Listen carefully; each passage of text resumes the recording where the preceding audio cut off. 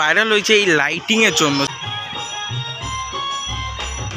পরস্পর আসতে থাকবে দুর্গাপুজোর ভ্লগ, মানে একটু অসাধারণ আলোকসজ্জা করে তাক লাগিয়ে দিয়েছে। নিউ ভ্লগ আজকে আমি যেখানে এসেছি সেটা হচ্ছে সাউথ কলকাতার ল্যান্ডসডাউন মার্কেটে। এইখানে কিন্তু 80+ ইয়ার্সের শীতলা পুজো হচ্ছে। ল্যান্ডসডাউন মার্কেটেরই পুজো বলা যেতে পারে। কয়েকদিন আগে ছাড়ছিলাম বেলতলার জনকল্যাণ সমিতির পুজো, এখন কিন্তু এটা হচ্ছে ল্যান্ডসডাউন মার্কেটের পুজো। চলো, লাইটিংটা অসাধারণ হয়েছে, ভাইরালও হয়েছে খুব। পুরো ব্যাপারটা দেখিয়ে দিই। দেখতে পাচ্ছি মানে যেখানে পুজোটা হচ্ছে বা যেখানে পুজোটা হয়েছে সেইখানে কিন্তু একটা প্রোগ্রাম চলছে, কালচারাল প্রোগ্রাম যেটাকে আমরা বলি। এই জন্য আমি আশাবাদী নই আমার ভয়েস ওখানটা কতটা শোনা যাবে বা ওইখানে কতটা কি আমি শুনতে পাবো। যা যা ডিটেলস আমি ওখানে গিয়ে জানতে পারবো সেটা ব্লগের শেষে জানাবো। আর এখন লোকেশন সম্বন্ধে আর কয়েকটা কথা বলে দিচ্ছি, কারণ ওখানে গিয়ে কিন্তু আমি কোনো কথা বলতে পারবো না, কারণ ওখানে প্রোগ্রাম চলছে, কালচারাল প্রোগ্রাম, কোনো আওয়াজ আমি শুনতে পাবো না বা বলতে পারবো না। এই সাইডটা হচ্ছে কিন্তু দেশপ্রিয় পার্ক, মানে সোজা চলে গেলে কিন্তু দেশপ্রিয় পার্কের ওপরে উঠবে। আর এই সাইডটা হচ্ছে কিন্তু মিন্টু পার্ক, মানে বেশ একটা প্রাইম লোকেশন বলা যেতে পারে। 212, 221, 234 এই বাসগুলো উপস্থিত রয়েছে এই রুটের ওপরে। তাছাড়া অটো তো রয়েছেই। ভাইরাল হয়েছে এই লাইটিংয়ের জন্য, পুরো রাস্তাটা জুড়ে কিন্তু লাইটিং, এই জন্য কিন্তু অনেকটা ফেমাস হয়েছে। কিন্তু অসাধারণ আলোকসজ্জা করে তাক লাগিয়ে দিয়েছে। Sarat Bose Road, New Southern Club. Lansdowne Market বললেই কিন্তু এই জায়গাটায় গাড়ি নামিয়ে দেবে। তাছাড়া লাইটিংটা দেখাই, পুরো A to Z cinematic shots থাকবে। চলো একদম শেষে কথা বলছি।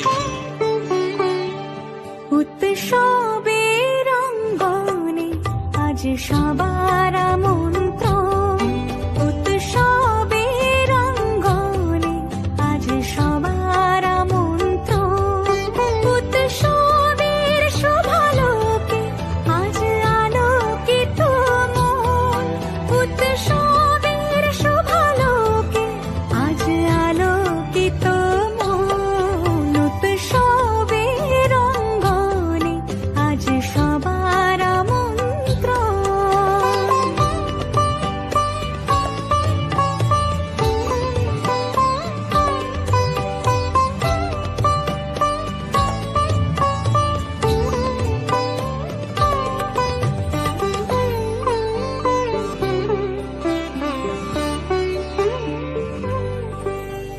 ধর্ম বর্ণ কিবা বয়সের সীমানা ছাড়িয়ে আজি।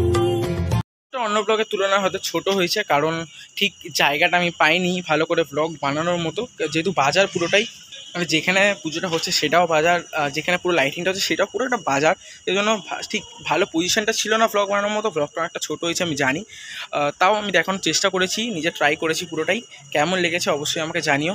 তাছাড়া একটা কথা বলি, ঠাকুরটার হাইটটা কিন্তু অনেকটাই ছোটো কম্পারেটিভলি অন্য পুজোর তুলনায়, কিন্তু ঠাকুরটা কিন্তু আসে অনেক দূর থেকে।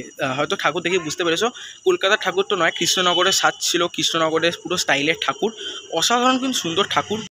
চন্দননগরের লাইটিং সব মিলে কিন্তু অসাধারণ একটা পুজো। 80 বছরেরও বেশি পুরনো এই পুজো। সাউথ কলকাতা বুকে ল্যান্ডসডাউন মার্কেট, লোকেশন সম্বন্ধে আগেই ভালো করে বলে দিয়েছি। আর একটা ভালো নিউজ আছে, আগের শেষ কিন্তু একটা খুবই ভালো নিউজ দিই, হয়তো ভালো লাগবে আমার সাবস্ক্রাইবারদের বা যারা আমার ব্লগ দেখতে পছন্দ করে।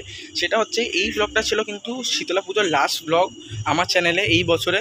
এরপর থেকে কিন্তু পরস্পর আসতে থাকবে দুর্গাপুজোর ভ্লগ, মানে হ্যাঁ, কাউন্টডাউন শেষ হলো, বছর ঘুরে কিন্তু দুর্গাপুজো আবার আসছে। এই বছর দুর্গাপুজোটা কিন্তু অন্য বছরের তুলনায় অনেকটাই আগে পড়েছে, সেই জন্য কিন্তু এরপর থেকেই আসতে থাকবে দুর্গাপুজোর ভ্লগ। সেই জন্য রিকোয়েস্ট করবো আমার চ্যানেলটাকে সাবস্ক্রাইব করে আমার পাশে থেকো দুর্গাপুজোর আপডেট পাওয়ার জন্য আর অন্য পুজোর নিউজ পাওয়ার জন্য। ভালো থাকলে লাইক করে দিও, শেয়ার করে দিও, সাবস্ক্রাইব করে দিও। এই ধরনের ব্লগ পেতে গেলে সাবস্ক্রাইব করে আমার পাশে থেকো। পুরোটা দেখার জন্য অনেক ধন্যবাদ। দেখা হচ্ছে দুর্দান্ত অন্য একটি দুর্গাপুজোর ভ্লগ নিয়ে। ততক্ষণের জন্য স্টে টিউন, সাথে থেকো।